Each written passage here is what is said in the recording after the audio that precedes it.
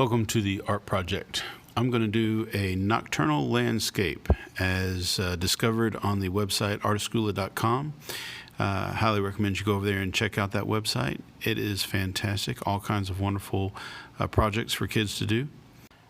Don't forget to give the video a thumbs up and subscribe if you haven't already. First thing I did was get some blue paint and some black paint and some white paint.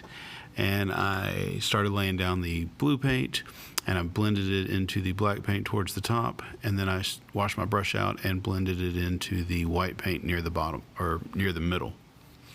I did this once, and then I drew some trees on it like you see here, but I didn't really like the way they turned out, so I actually painted a little bit further down, and then I redid the trees here, you'll see. After doing the trees with just some of the regular blue, I painted in a little bit of light gray by mixing white and a little bit of black, and you see I got a little bit of blue in there too. That's okay.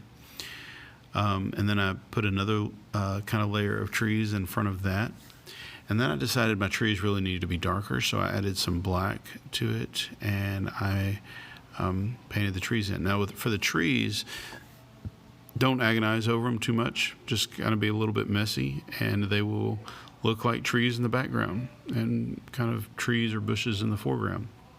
And then I used a little bit more white and black to kind of cover up the bottom edge of the trees and even that out and add some more snow. So I continued to kind of go back and forth between gray and white so that I kind of had a mottled look, sort of, painterly. Then I traced a cap in the middle of my paper. You can put your moon anywhere you want to, but I put mine right in the middle. And then I took a toothpick and dipped it in white paint and created stars.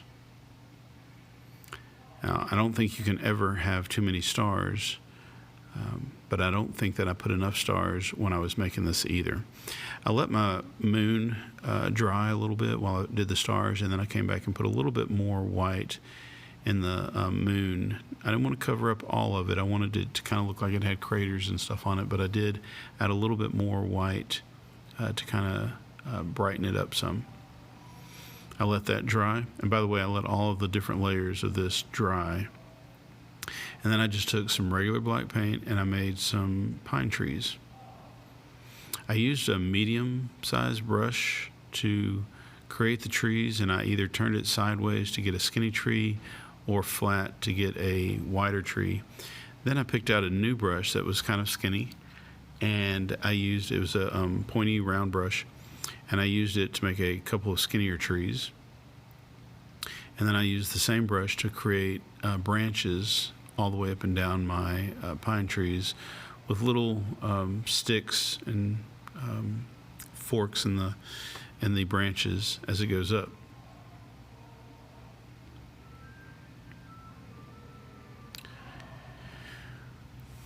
Once I had all of the branches that I wanted, and I tried to keep them as varied as possible. I wanted to make all of them a little bit different, Once I had as many as I thought I needed, I put my ruler on the moon. You can't really see this in the picture, but I actually put it on the moon and then connected it with the bottom of each tree and drew a line out from each tree.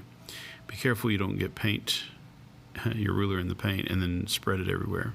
But up where my thumb is where the moon is, and I'm drawing a line that goes from the bottom of the paper up to the tree, and if it were to keep going, it would actually go through to the moon.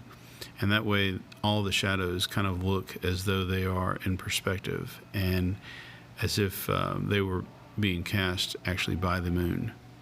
And then I used a light gray to do the shadows in front of each tree, and then I was pretty much done. I hope this was simple enough and easy enough. If you got any suggestions, let me know in the comments down below. Now it's your turn. Go make some art. Give Daddy a thumb up and please subscribe and leave a comment down below.